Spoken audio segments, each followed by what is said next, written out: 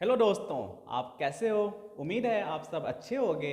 और आज से हम इंडियन पॉलिटी का नया सीरीज लेके आए हैं जिसमें हम कॉन्स्टिट्यूशन के बारे में पूरा डिटेल से समझेंगे। पूरा जीरो से लेके जितनी भी चीज़ें हैं कॉन्स्टिट्यूशन के अंदर, अभी तक मान लो आपको कुछ नहीं आता है इंडियन पॉलिटी के बारे में, वो सारा हम पॉलिटी को समझने की कोशिश करेंगे, वो भी बिल्कुल आसान भाषाओं में। बस ज़रूरत क्या है, आपको मेरे साथ जुड़े रहना है। जब तक हम क्लास लेंगे पर डे, आपको कुछ ना कुछ इंडियन पॉलिटी से कुछ डिटेल आएगी, आपको उसको समझना है।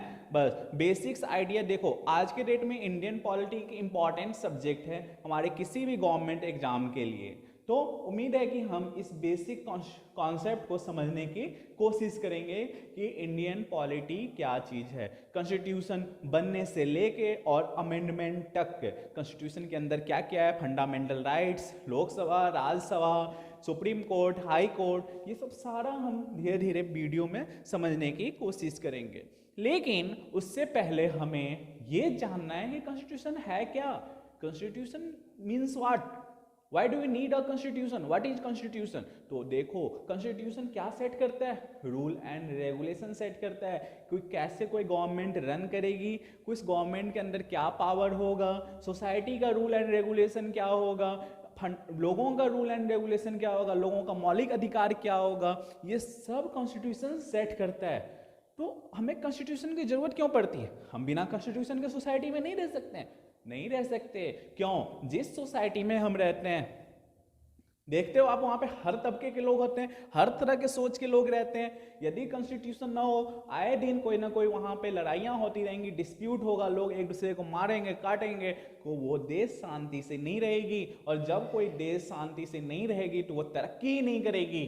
तो इसलिए हम कह सकते हैं कि कॉन्स्टिट्यूशन का काफ़ी बड़ा रोल है किसी भी कंट्री के डेवलपमेंट के लिए।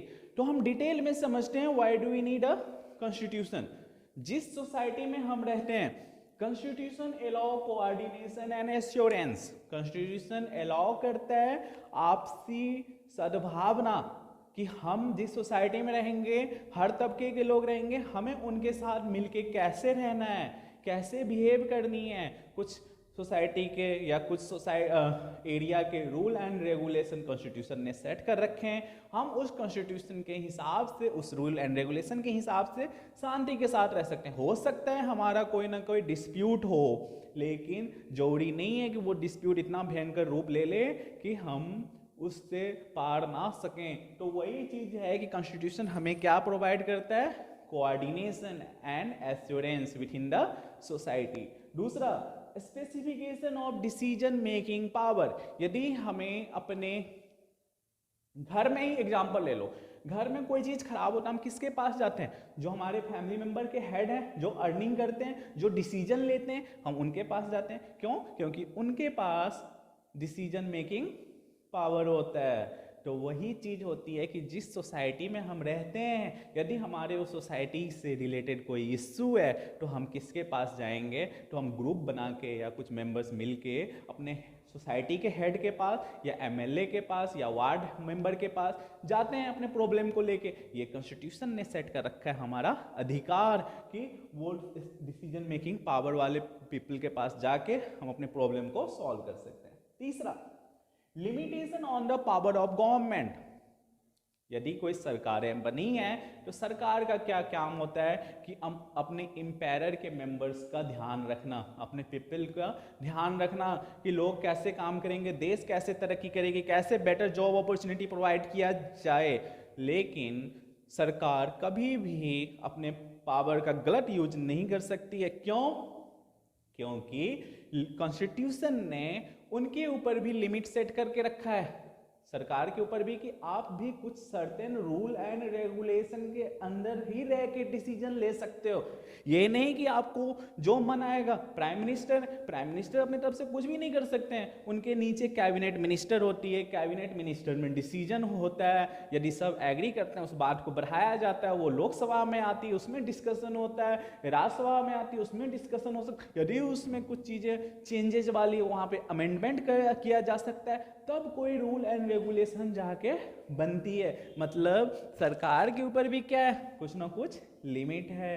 यदि सरकार के ऊपर लिमिट न रहे तो सरकार जब मन चाहे जो मर्जी कर सकती है, फिर वो डेमोक्रेटिक कंट्री नहीं कहलाएगी। तो किसी भी डेमोक्रेटिक कंट्री के लिए ये सबसे इंपॉर्टेंट पार्ट है कि limitation on the power of government. चौथा जो फोर्थ फंक्शन है हमारा कॉन्स्टिट्यूशन का, वो है aspirations and goal of a society. देखो, हम जिस सोसाइटी में रहते हैं वहाँ पे रिच भी लोग होता है, पुअर भी लोग होता है। वो अलग बात है कि हमें एक मुहावरा याद है कि रिच बनते जा रहे हैं, गरीब गरीब बनते जा रहे हैं, लेकिन कॉन्स्टिट्यूशन ने सरकार को ये रोल दिया हुआ है कि यदि कोई माइनॉरिटी क्लास के ग्रुप के लोग हैं या पुअर क्लास के ग्रुप हैं तो आप उनके वेलफेयर के लिए काम करो और उनको अपलिफ्ट करो ताकि वो भी ऊपर आएँ और लोगों को जैसे बाकी नॉर्मल लोगों को कॉन्स्टिट्यूशन का सारा हक मिला हुआ है, रूल एंड रेगुलेशन का फ़ायदा उठा रहे हैं, तरक्की कर रहे हैं, उसी तरह से वो जो पुअर क्लास के लोग हैं या माइनॉरिटी क्लास के लोग हैं वो भी अपलिफ्टमेंट कर सकें। तो बेसिकली हमने ये 4 फंक्शन देखा है कि कॉन्स्टिट्यूशन क्यों जरूरी होती है। तो उम्मीद है कि आपको ये पॉइंट समझ में आ गया होगा कि कॉन्स्टिट्यूशन क्यों जरूरत होती है। Constitution allow coordination, specification of decision making power, it set limitation on the power decision making, aspiration and goal of a society, कि सोसाइटी के वेलफेयर के लिए हर तबके के लिए आपके पास कुछ अधिकार हो कि आप उनको ऊपर कर सकें। तो आपको समझ आ गया कॉन्स्टिट्यूशन क्या होता है। तो अब हम कॉन्स्टिट्यूशन के बारे में जानेंगे कि हमारा जो देश है, हमारे जो इंडियन फ्रीडम फाइटर थे वो ये जानते थे कि हमारा देश बहुत बड़ा है, हमारे देश में हर तबके के लोग रहते हैं।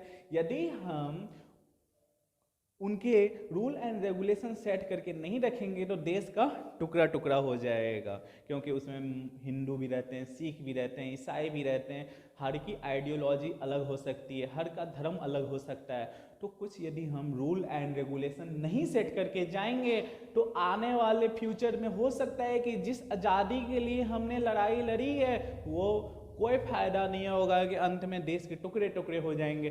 तो वो इस चीज़ को जानते थे। Doctor B.R. अम्बेडकर जी ने और राजेंद्र प्रसाद जी ने, वल्लभ भाई पटेल ने, इन सब ने, मोतीलाल नेहरू ने, इन सब चीज़ों को जानते थे।